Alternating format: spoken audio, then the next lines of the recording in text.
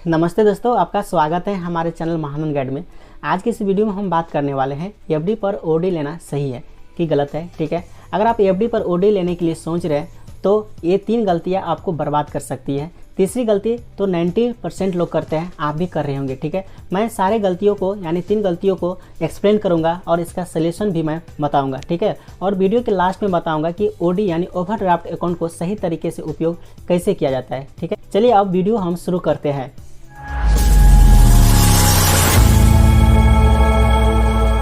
दोस्तों, पहली गलती है जो एफडी का मैच्योरिटी डेट चेक न करना यानी न देखना। ठीक है, यह सबसे बड़ी भूल है जो आपका एफडी को डुबा सकती है। चलिए क्या होता है मैं आपको बताता हूँ। ठीक है, अगर आपका एफडी यानी कि फिक्स डिपॉजिट 6 महीना के बाद मैच्योर हो रहा है, ठीक है, लेकिन आपने 1 साल का ओडी ले लिया है, तो आपका यहाँ पे क्या होगा कि एफडी ऑटो रिन्यूअल हो जाएगा और ओडी आपका चलता रहेगा। ठीक है, और आपका यहाँ पर नुकसान होगा, एफडी तब तक लॉक रहेगी जब तक आप ओडी का पूरा पैसा डिपॉजिट नहीं कर देते हैं।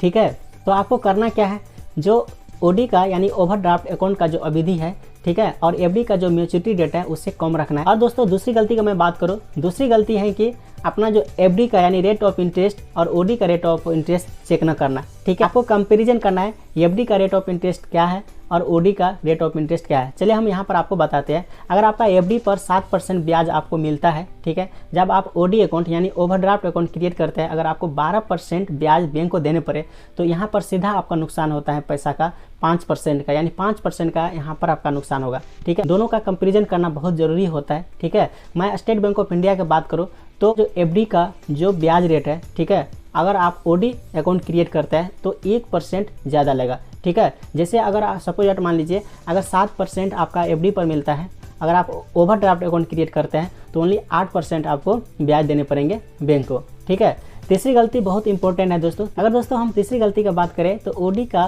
पूरा लिमिट इस्तेमाल करना। हाँ दोस्तों, अगर आप ओडी ओवरड्राफ्ट अकाउंट का पूरा लिमिट इस्तेमाल कर लेते हैं तो आपका सिविल स्कोर खराब होने का खतरा रहता है। ठीक है दोस्तों, अगर आप एफडी का 90% तक ओडी ले लिया है तो आपका यहाँ पर क्रेडिट यूटिलाइजेशन होता है, बढ़ता है। यहाँ पे नतीजा क्या निकलता है दोस्तों, नतीजा यही निकलता है कि आपका जो सिविल स्कोर है 50 to 100 पॉइंट तक नीचे आ सकता है। तो आपको करना क्या है, सुरक्षित कैसे रहना, एफडी का ओनली 75% आपको ओडी लेना है, उससे ज़्यादा ओडी ना ले।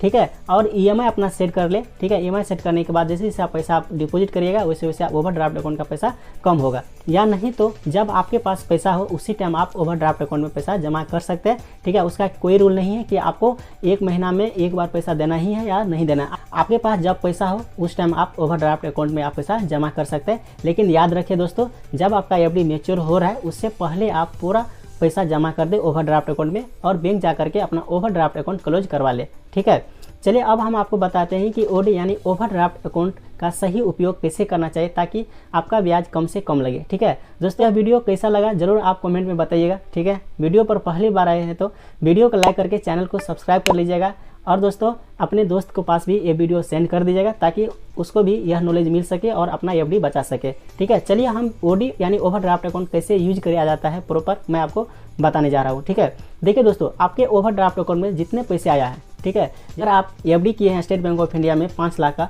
तो वहाँ पे 90% यानी 90% आपको पैसा वहाँ पर ओवरड्राफ्ट मिल जाएगा, यानी 4,50,000 रुपया आपके ओवरड्राफ्ट अकाउंट में आ जाएगा। ठीक है, तो उस पैसे को यूज कैसे करना है, उस पैसे को यूज करना सिंपल है दोस्तों, जितना आपको ज़रूरत पड़े। ठीक है, जितना आप ज़रूरत पड़े उतना ही पैसा आप ओवरड्राफ्ट अकाउंट में से अपने सेविंग अकाउंट पे निकालिए, उस पैसे को आप खर्च करिए। मतलब जैसे जैसे आपको पैसे की ज़रूरत पड़े उसी हिसाब से अपना ओवरड्राफ्ट अकाउंट में से सेविंग अकाउंट में ट्रांसफ़र करिए ताकि आपका रेट ऑफ इंटरेस्ट यानी आपका ब्याज कम से कम लगे। क्योंकि अगर आपका ओवरड्राफ्ट अकाउंट में 4,50,000 रुपया है लेकिन 2 महीना के बाद आपको पैसा की जरूरत होने वाला है, एक ही टाइम में आप पूरा पैसा निकाल लेंगे तो आपका उसी दिन से आपका ब्याज चलना शुरू होगा। ठीक है, सिंपल वर्ड में समझिए, जब आप ओवरड्राफ्ट अकाउंट में पैसा आ जाता है, जिस दिन उसमें से पैसा ट्रांसफ़र करिएगा अदर अकाउंट में, उसी दिन से उस पैसा पर ब्याज लगना शुरू हो जाएगा। ठीक है, तो इसलिए अपने हिसाब से, ठीक है, ओवरड्राफ्ट अकाउंट से सेविंग अकाउंट में पैसा ट्रांसफर करिएगा ताकि कम से कम ब्याज लगे। ठीक है, ओवरड्राफ्ट अकाउंट में जब तक पैसा रहेंगे तब तक आपको 1 भी रुपया का ब्याज नहीं लगेंगे। ठीक है, जब तक आप ओवरड्राफ्ट अकाउंट में से सेविंग अकाउंट में पैसा ट्रांसफर नहीं कर लेते हैं।